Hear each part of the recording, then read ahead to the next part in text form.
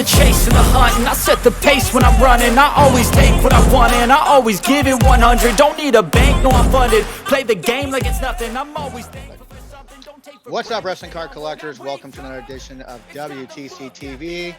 I'm personally excited about today's episode because we don't have a lot of promoters that come onto our show to talk about their products, which is something that a lot of collectors like to know more information about.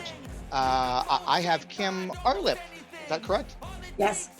Make sure I get it pronounced correctly, like that. But from Ignite Wrestling, which you guys just released your eighth, if I'm not mistaken, your eighth trading card set.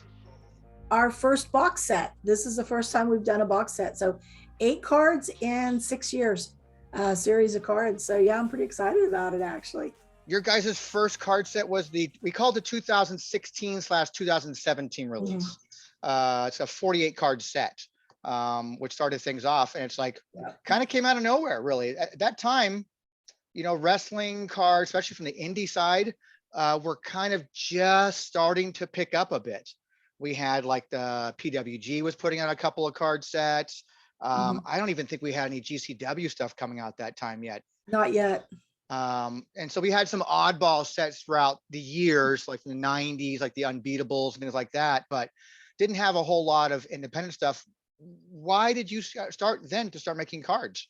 Honestly, I collected cards when I was little and magazines. I was a magazine fanatic in cards.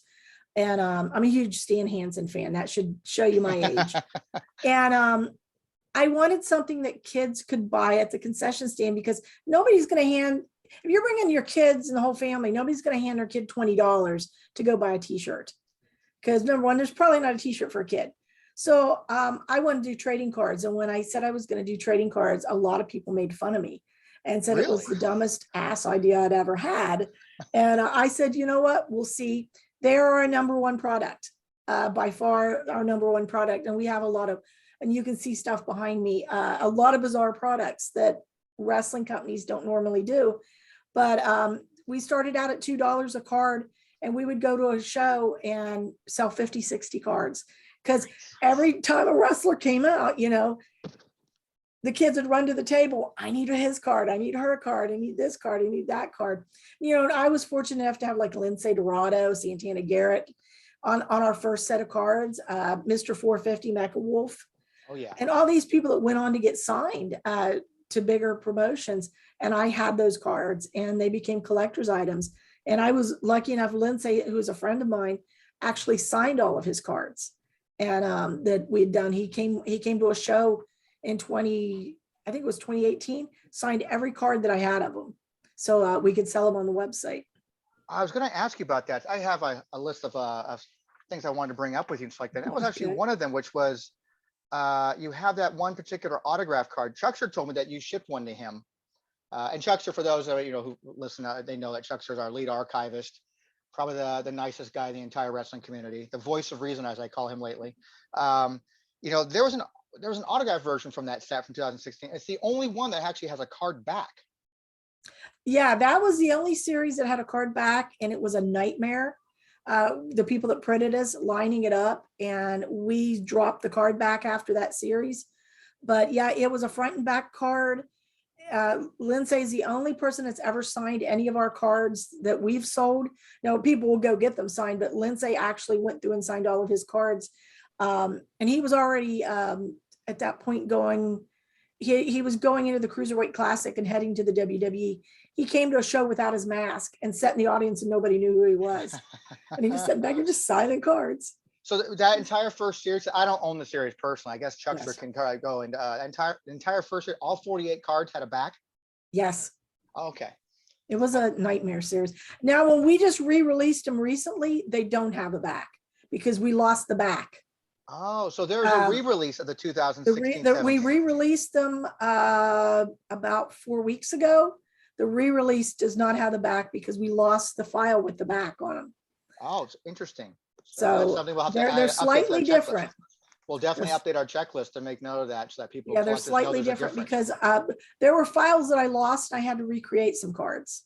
I had a computer that got struck by lightning, and we had a storm. My computer was fried, Everything was on that hard drive. I didn't have everything backed up. So there were some files that we completely lost that weren't in our Google Drive. So you say that, do you create these cards yourself? Yes. So you design and do all the editing and I do all the graphics, all the trading cards are me. All the graphics since 2017 are me. All the video editing is me. All the social media, that's me. that's amazing. I'm an OCD control freak. I'll say that nicely. I'm a little bit of a control freak. So tell me then, what does that process, what does that process take? I mean, what the process of creating to distributing of your cards? I mean, how's it work? It takes me probably about 2 weeks to decide on a card design. From that, we know who's going to be on them. It usually takes me, once I get the design set, a weekend, a full weekend to create a series. And we dropped them down to 32 because it was just easier on me, because the way we do our cards is they're not printed individually. They're printed individually, but they're printed on a sheet. Yeah. And then they're size cut out of the sheets, which is me. And then I individually sleeve each card. And so doing 48 cards got to be a little much, because we were selling such a volume of cards that I was just having dreams of cutting cards and having to keep replacing the cutter machine over and over. And it was fun. People don't understand all the little things that go into card. I did my first trading card last year, and it's one card, that was it. And that was just from a design standpoint, it was time consuming. So to do a whole card set, I can't imagine doing a whole card set. Because if you look really closely at our one card set, I make mistakes every time I do a card set, and nobody catches them. I have 2 number 27 cards in our box set. Nobody caught that until afterwards. And everybody was like, why is there 2 number 27s? And why did you do this? And I was just like, listen, it was a long weekend. And I was getting tired at the end, and I was proofreading myself. Well, you say there's 2 number 27s, but yet none of these cards are numbered. The box set is. That's the only numbered set we've ever done. Box set is. The box set is. So we got to update our checklist, because our checklist says that they're not numbered. Oh, I'm talking the Ignite one. I'm sorry, the Presents Inferno, correct?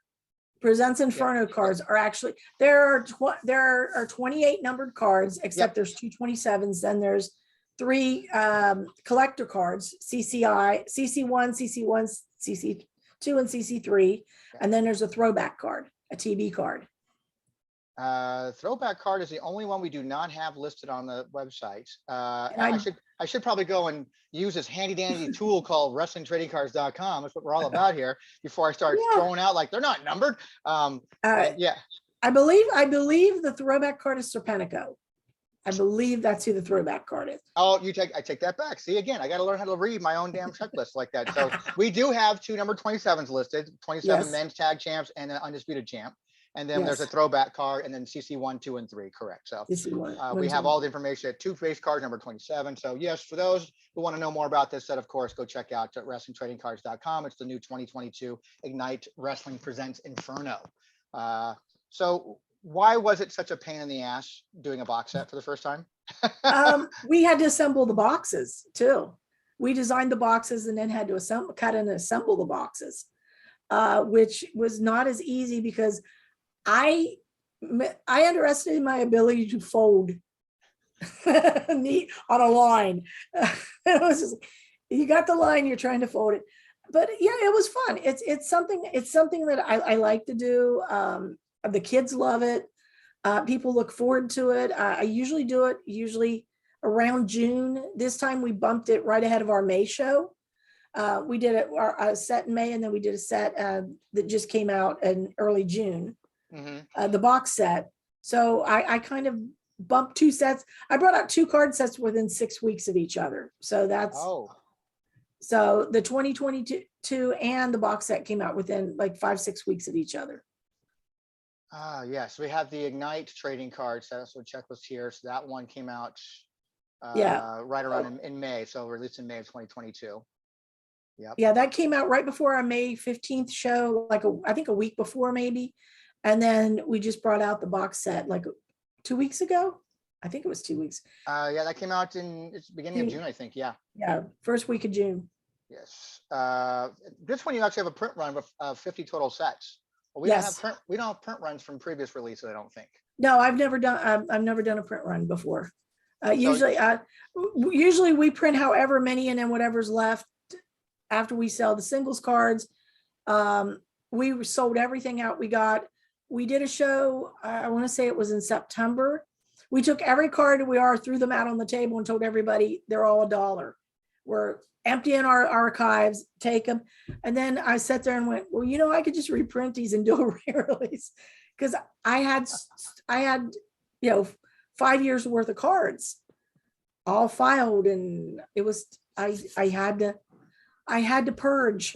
Did you ever like have a print run number in mind for each set? Like, do you have an idea of how many 2018 sets you put out, 2019 sets? We usually print about 60 sets to start. And then once we sell those, we usually do, sometimes we'll do a smaller reorder. It just depends on how much we sell. And plus we have wrestlers that will buy their individual cards, and then we'll do complete runs. It'll just be all one card, like 50 cards of, for Ozzy Killmeister, for Beastly, for Mosh and Mayhem, for NVIDIA. And, you know, Mr. Grimm has bought his series of cards. You know, it just depends what they're asking for, because some of the guys are seeing now that cards are a big thing. And so they're selling our cards instead. And I will do individual cards if I'm asked, but they're just saying, yeah, we'll just do your cards. So, I mean, like for like the 2022 Inferno sets like that, Yes. it's a 50 set print run on that. It was a 60. Now. Yeah, we did a 60. We did a 60, and then we've sold out the 2022s 60. We're on our second run, which I believe was another 36 sets. Oh, we'll have to start getting some more up-to-date information from you here soon, I hope. Because I usually don't put how many, I usually don't say how many there are, but there's usually, the first run is usually 60 sets. Okay. Well, we have for the Inferno set, we have it listed as 50 set print run. I'll get with Chuckster on that, and he can kind of verify those kind of things too with you, obviously too. Yeah, because nobody's ever asked me. So, and I usually don't say it, but sometimes we don't do the full set because people buy the individuals. So it breaks up the sets, and then we have just a ton of individual cards. A lot of collectors love to know that because they want to know how rare that stuff is, you know. Yes. So a lot of people put their print runs on it. Especially the independent ones will put their print run. So like for this particular set, right, it has a 60 card initial print run, but Ozzy Killmeister might ask you for 50 more. So he has 100 while everybody else has 60 kind of thing. Yes. Yeah. So I get it. That makes total sense to me. Yeah. Mhm.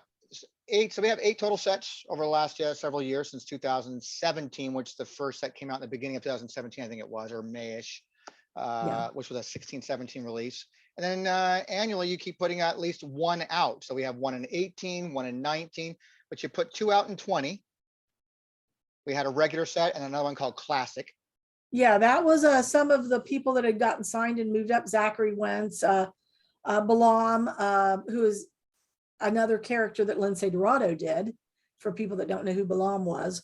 And then he did, we had Mr. 450, Martin Stone, Danny Birch, and Jesus Rodriguez, Santana Garrett, some of the ones that we didn't see, Lacey Lane, that would be coming back anytime soon and back to the Indies. Gotcha. And well, and Serpentico, because we knew Serpentico would leave us eventually. And then in 2021, you went back to only one set. Yes. And now this year you're to 2 sets. Are you done for the year for sets? No, I'm going to do a set in September, October. Nice. There'll be another box set. After we do Rain, we're going to do it may not be boxed, but we're going to do a Rain. And the difference between the regular sets and these show sets is they're action shots from the actual show. Gotcha. So we're gonna and we saw Pro Wrestling Revolver does it, and yep. we love Wrestling Revolver, and so we're kind of testing the waters with it. And the sales have been phenomenal on the box sets. We were like really shocked how many box sets we've sold. I just see that more and more of the traditional wrestling card collectors are becoming more accepting of indie card sets. I think a lot of them feel they're probably suffering from FOMO a little bit because they feel like, oh, well, I missed all those classic MJF cards that came out, from PW, whatever they, Yeah. GCW and stuff like that, or I'm missing out some of those ones from PWG and things like that. So people are just kind of stockpiling these things now Oh, because yeah. in fear, like, hey, Ignite might have the next great big wrestling star came out of Ignite. So here's their first card ever. And the thing is, what's helped us, and I'm going to say honest to God, what has helped us in the last 2 years, AEW, because I've lost track of how many people we've had that have appeared on AEW. I couldn't even tell you at this point. There's that many people, and there for a while we were like tagging everybody, and then it got to the point like, oh crap, there's like 3 or 4 more.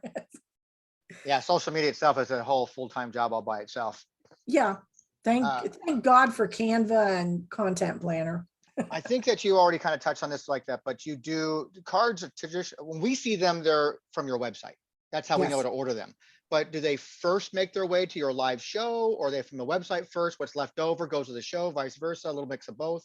They are first they're always first on the website, then they generally appear at the show. I've never done it the opposite way. Okay. Because we don't sell a lot of full sets at shows. We'll sell some.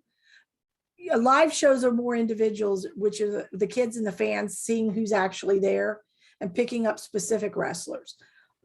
Full card sets are all website, because we also put them on our Etsy shop. We have an Etsy store. Gotcha. So we're between 90% of what we sell is on our website. The other 10% is Etsy, and we only do 3 live shows a year, so that's still a ton of cards that we sell at live shows. Well, then speaking of the live show, so can you give people who are not aware of your promotion a little bit of history about Ignite Wrestling? Ignite Wrestling has been around since 2016. I'm one of only 3 women in the world that are owner promoters. Yay me! I'm a TEDx speaker. Also, I'm going to throw that in there because I like to say that. But it was one of those things where I was a fan, saw a show that I hated because it was so badly managed. And not to be an asshole, to be nice. You can go ahead. I knew I could. I was a project manager. I knew that I could organize and run this better. And I taught myself how to video edit. I was already running a newspaper. I knew how to do design. And Lindsay Dorado, Serpentico, and TC Reed helped me immensely figure out how to run a company. And I've been doing it ever since. We've done, I believe, 22 shows. I started out monthly. I only run 3 shows a year, and I've been doing that now since 4 years that I've been doing. I only do 3 shows a year. I like it to be an event.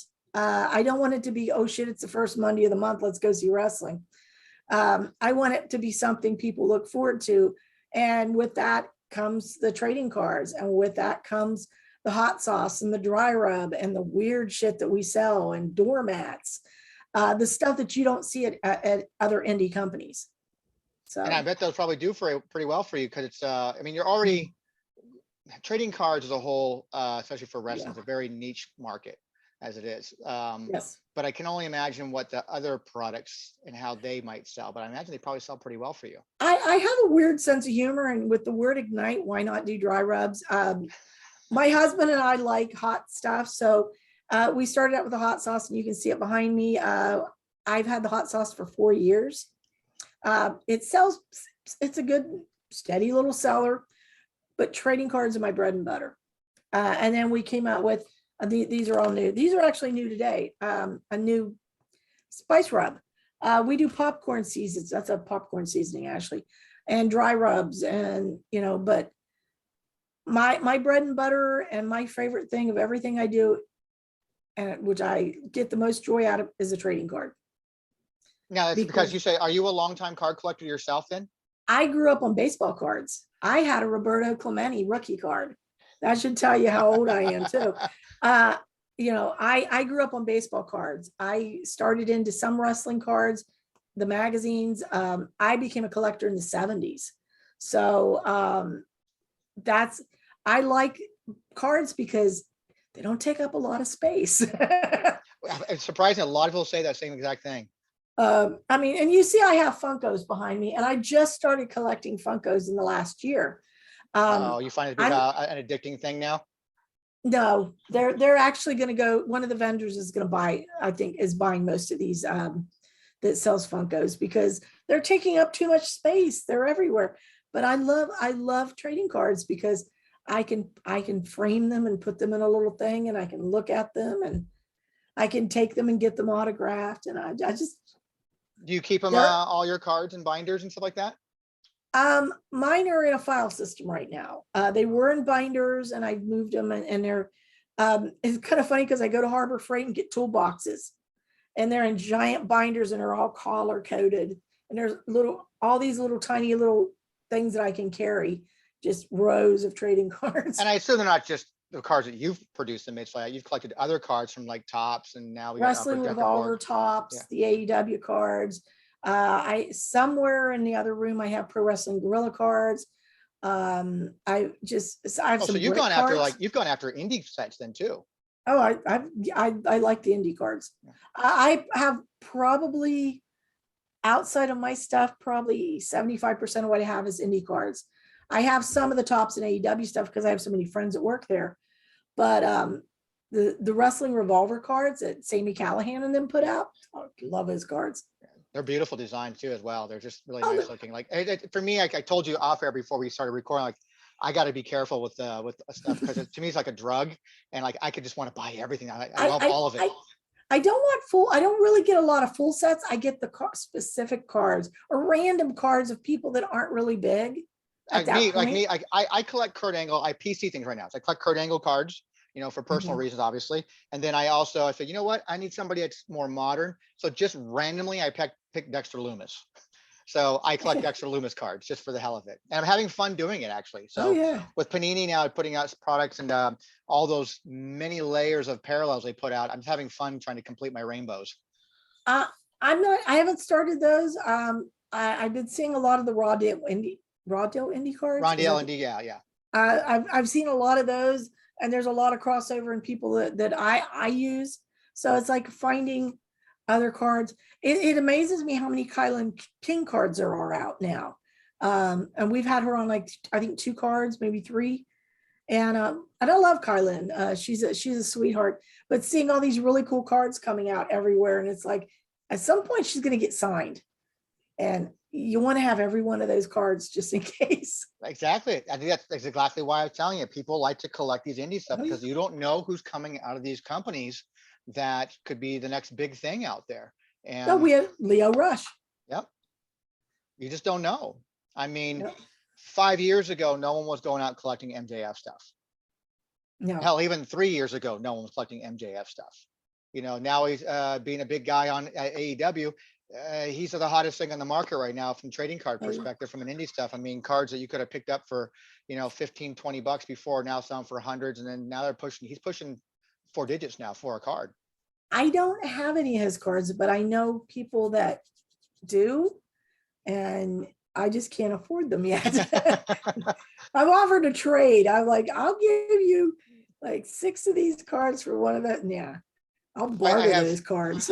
I had the same question that applies to two different things. So I have, what is your favorite card set that you've produced so far? And what is your favorite card set of all time that you ever collected? I don't care what sport it is. I don't care if it's wrestling or not, just trading card sets. My favorite trading card set that I have made is the 2021 cards. My 2021 card set, because it had 2 images. It was a dual image, and it didn't look like anyone else's cards.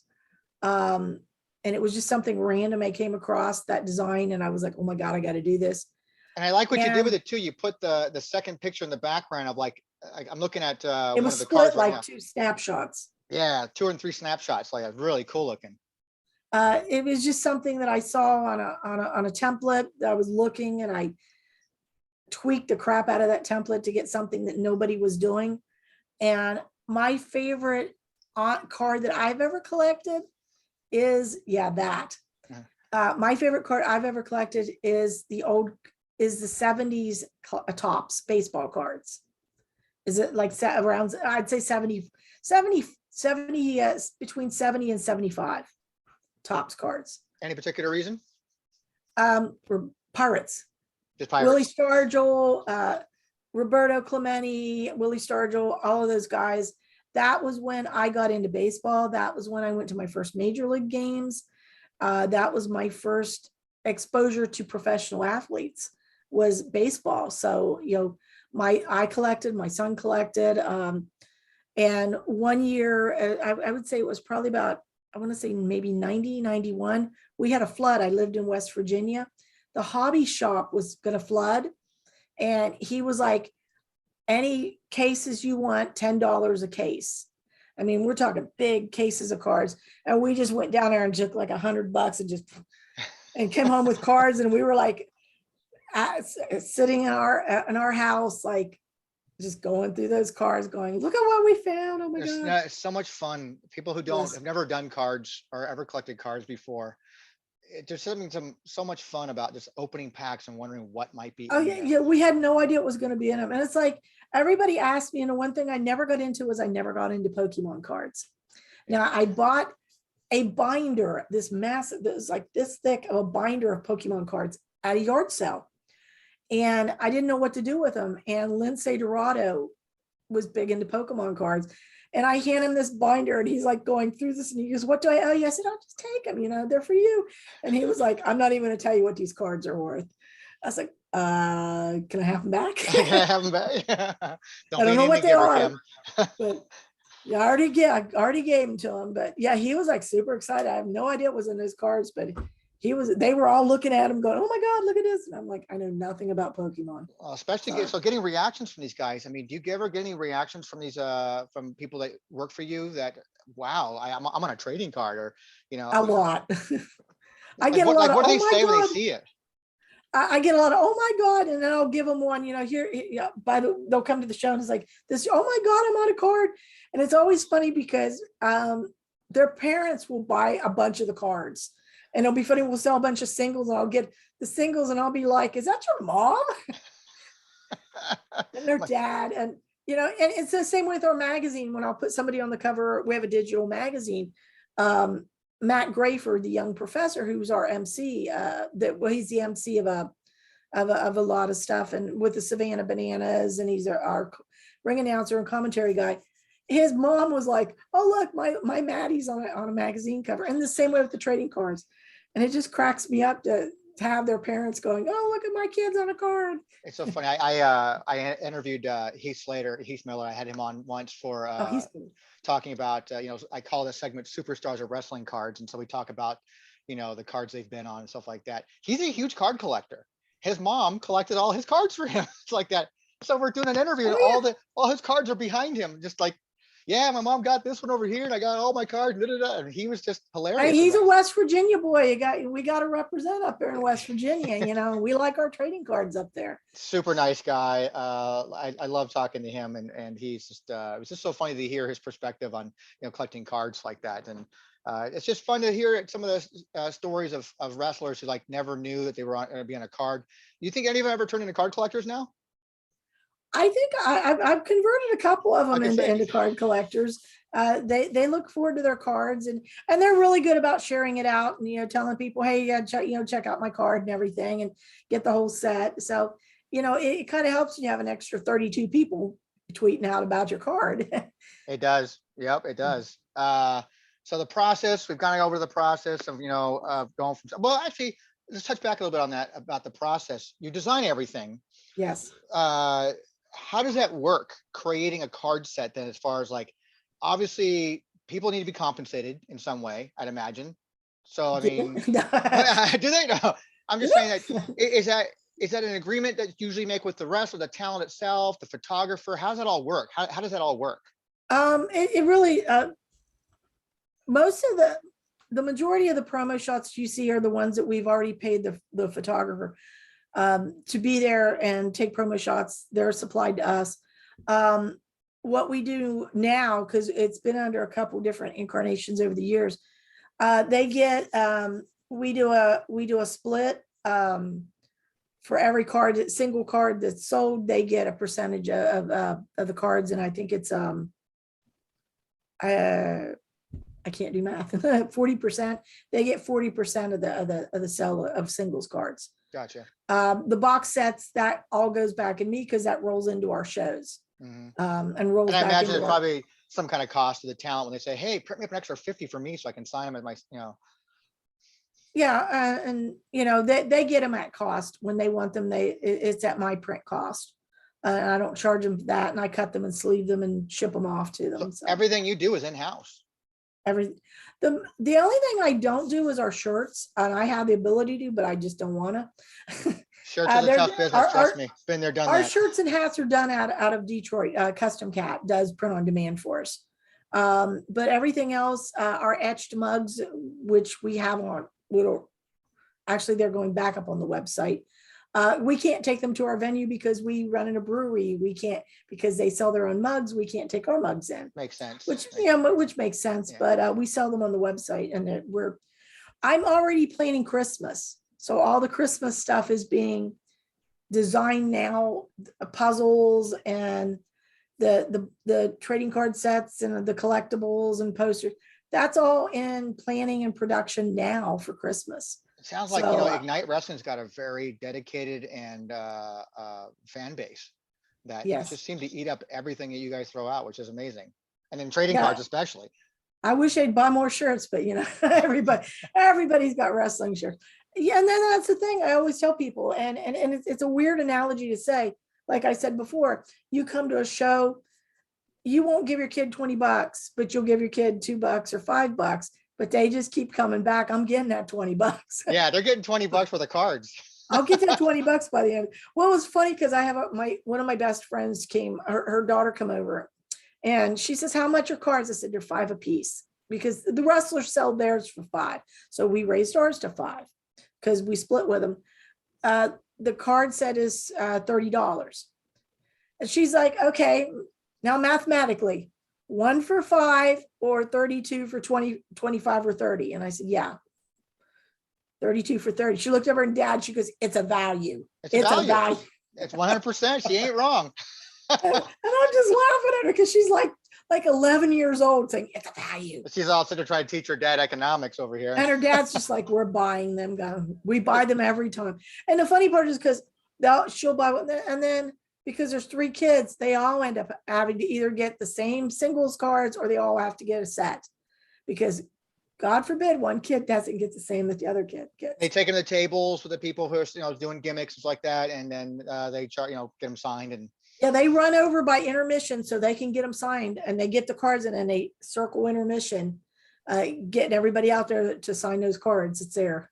I love actually, for me, I love hearing that the kids are getting involved and stuff like that, because we got to get more kids involved in card collecting that's outside of Pokemon and Yu-Gi-Oh! Oh, And yeah. things like that. But it's surprising. I've done a couple episodes before where I've talked to people who are wrestling fans who don't collect wrestling cards. I don't know what. Because they don't know about I don't them. know why they don't. Well, see, I just got asked, I think it was Sunday night, they're doing a raffle fundraiser. And I'm like, well, they said, what do you have? And I go, well, I got dry rub, I got, and they said, we have a lot of men. Can we have some trading cards to raffle off? And I'm like, do they follow wrestling? They'll learn to follow wrestling. I'm like, here you go. You got it. I don't care who's collecting them. It's like, we've always wanted to make sure that our niche of the hobby is kind of, looked at as a legitimate type of, to quote a Roman Reigns, and acknowledge me kind of thing. It's just, people, they understand baseball cards and basketball cards and football Yeah. cards. And I've always said that wrestling cards don't have enough zeros attached to it to make it intriguing No. to people. But there's a lot of history in wrestling, and a lot of that is captured on cardboard. And it's fun. And like you said, small, you can put it away. I got a drawer full here. I have myself just my drawer. I have no place else to put what I'm collecting. It's in my drawer for now. It's just easy to store. And it's just nice to get people to understand and respect that wrestling cards are a legit collectible, whether you're in it for just because you're happy collecting and enjoying for the sake of collecting, or from an investment standpoint too. It's still, there's some money to be made in this hobby too, if that's what you're looking to do. I can believe that. And we've talked about it, and I will eventually do it. We're going to get into NFT cards. Interesting. I'm not doing that because that's not my wheelhouse. But but we have somebody that's going to do NFT cards, but I will always keep the trading cards because like I said, that's my bread and butter. You can And, also to piggyback, Alex. I dip a little bit in the NFT field as well, but you can actually parlay that into the trading card aspect too. Like, a trading card becomes almost like a coin or a bonus for purchasing a NFT. You make an exclusive trading card that goes just to the NFT. That's what he's talking about. The guy that was our videographer is big into the Web3 and in Gathertown, I think that's what it's called. He actually has a thing when you go into the community that you can go to our ring and go into our shop and buy our cards straight from their virtual community. That's awesome. I don't understand it. You're like, as long as the check clears, I'm okay with it. I understand it. And he's just like, until we get it done, I'm going to drive traffic to you. Okay. Okay. Thank you. I'm driving some traffic. Well, I'm excited to hear you have another set coming out. I honestly admit that I haven't collected any of the releases that come out, but I kind of live vicariously through Chuckster, who's got all of your sets. And I think he's going to flip out. He's probably one of the first two people. Every time a set comes out, he's one of the first two people that purchases. It's funny because it's an ongoing joke because I'm like, I'm going to announce the cards, and I told my husband 4 names. These are the 4 guys that are going to buy it first. I could probably name them too. You're going to have Chuckster. You're going to have a guy named Armand. You might have Anthony. Yes. I don't know the 4th mystery person, but Chuckster orders for 2 people. He orders for himself and Paul out in Canada. And then there's a Nick. Oh, Nick. Yep. And right here in Phoenix, Arizona. Nick buys them. Yep. And now every time a card comes out, those are the first 4 people that always buy the card. Those names don't surprise me at all. Those are 4 pillars of the independent card circuit out there that go out there and gobble up everything they possibly can when it comes to indie card sets. And the cool thing I like, and Chuck does it, and everybody they all do it, is when they get the set, they're right on Twitter with pictures of it. Yep. And it's like awesome. It's like, because it's cool seeing them, laid out or in the binder or something. And then you see all these other people clicking on that. And it's like, come see our cards. Those are some badass looking cards. Where'd you get them at? Link them right back to the website. Oh, yeah. I mean, every time we go and put up, they drive a ton of traffic. We put up a checklist up, and Chuckster's the one to provide the checklist to us, usually between him and Armand. And both those guys are part of the team, and they're super, super informative guys. Then Chuckster will send me all the images that he got from his set, and I crop and edit all that stuff out so people can actually see what the cards look like. And then I do a tweet and post it up on Instagram, and I post it up on Facebook of like, new checklist added, new Ignite set, check it out. It's good stuff. You guys put a ton of work into that, because I mean, it is so detailed. I don't have that much detail on my own sales page as you guys have on my card set, which is kind of embarrassing. we like to pick your brain and everybody's brain to put that stuff out, because collectors like to know, like, is this limited? Like, how many actually exist? Should I buy a lot now? Can I wait later? I need to say that because I don't do like 500 or 100. There's 60. If I run low, there's another 30. There's never more than 100. So it's safe to say none of your sets are ever over 100 print run. No, I've never done more than 100 of a set. Yep. Now, individual characters maybe, but not individual characters maybe, but never more than 100 of a complete set. Because there you go, collectors. Now you know that stuff you've got, all that Ignite stuff is limited. At that point, it's just, they have no value. I want it to be something that you got to get it while you can get it, and then once it's gone, it's gone. And it was a weirdly big decision for me to re-release. I said I would never do it, and it was Chuck that asked me to re-release. Actually, he was the one that asked me if there's any chance that I would ever bring those cards out, and I went, let me see what I got, and that's how they come back, because I was actually at ask, and I had thought about it and wouldn't do it, and it was weird because he asked, and then there were like 2 people that asked in the same week, is there any chance you'll bring it, that I could get the cards that I missed?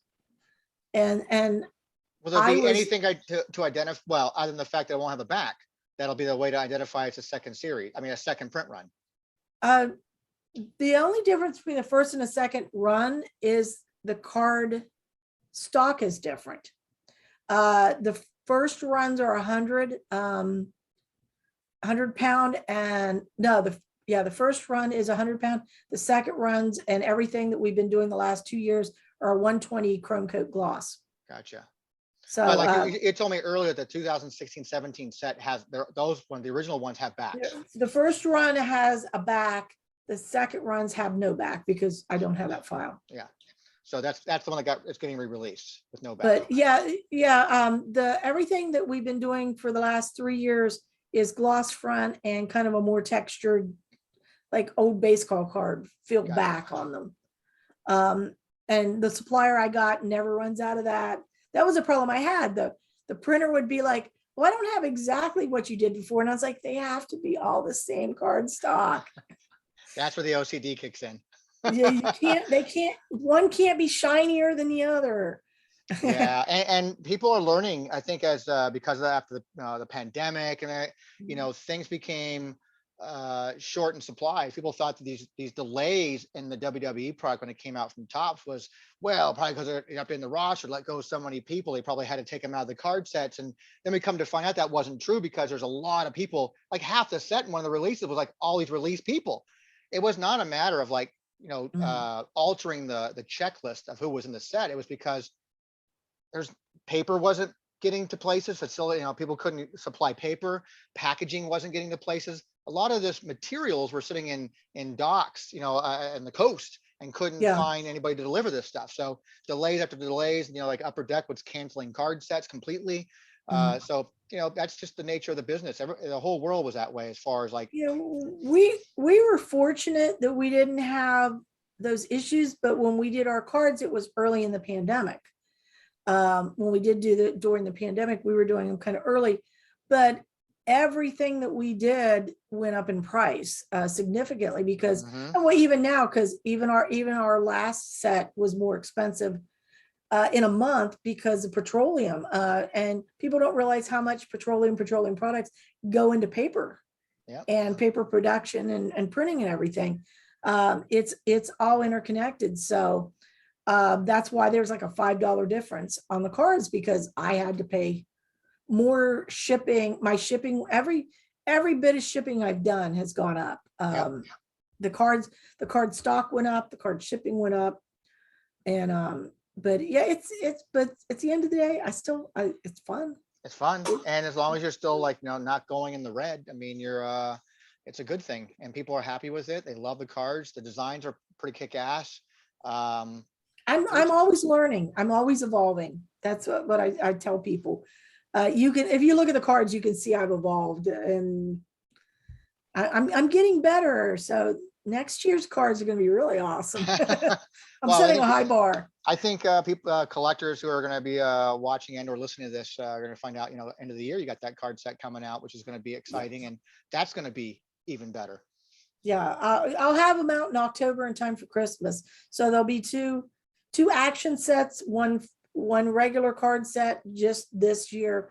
And then I don't know if we'll do one in January. We have a show in January, but the January show may or may not be a regular show, because last year we were part of a festival. If we're part of a festival, it makes our photography a little more challenging because we're not in our venue. We're in the parking lot of our venue. You could do like maybe a one card promo that's only available for that particular show. Oh, that's an idea. Don't give me ideas. I'm just feeding the beast over here, man. I didn't fuel the fire. I'm always looking for weird ideas.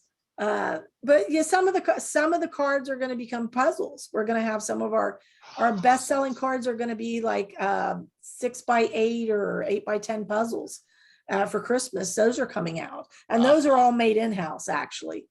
Can't wait to get all that information from Chuckster, who will be bugging you about all that kind of stuff to find out, so we can add it to the website. So I really do appreciate you taking some time to talk with me about trading cards. Like you said, you're one of 3 women in the world who's a promoter for a wrestling business like that, which is, you know, just amazing in itself. And here you are putting all the work into all the products that you have out there, including trading cards. And, you know, us, we're all about trading cards. So we love what you do and can't wait to see more of what you have coming out. Oh, we're going to have some fun. For those that don't know, where can they find everything about you and your promotion? IgniteWrestling.com, shop.ignitewrestling.com, and we are at Ignite Wrestling on all major platforms. Check us out on Roku, Fire TV, Independent Wrestling TV, and YouTube. YouTube. I learned everything from YouTube. Like I had to rebuild the website last year. We had our 1-year anniversary of the relaunch a few weeks ago, where we did a live to talk about relaunching the site. We moved the whole server over, and I had to teach myself WordPress, last year, and it was just it was a lot of fun. And I design our website too, so that's the other thing. Like I said, I'm a control freak. There's nothing that you don't do, Kim. Nothing that you don't do. I don't get in the ring, and you won't see me in spandex. I'm just well, heads up, that ain't gonna happen. Well, we need to have a Kim card. That's what we need. There is one. Is there? Uh-oh. It's not released, but I made myself a card. So like when I go to networking events, I have a wrestling card with me on it. Oh, you know who's going to love to have that? Chuckster's going to want to have one of those. I'll have to send him one. Yeah, he would love to have that. But thank you so much for your time like that. And for us, for WrestlingTradingCards.com, you can find everything at WrestlingTradingCards.com. All of our social media, including the YouTube channel stuff, is all at the bottom of every single page. Like, subscribe, bitch, complain, tell us we did great, tell us we did bad. I don't care. I want to just engage with you guys and talk about wrestling cards and get the word out there about our hobby, and that people enjoy this hobby just like every other hobby, man. So again, I appreciate your time so much, Kim. Not a problem. All right. With that, guys, we are. Thanks for having me.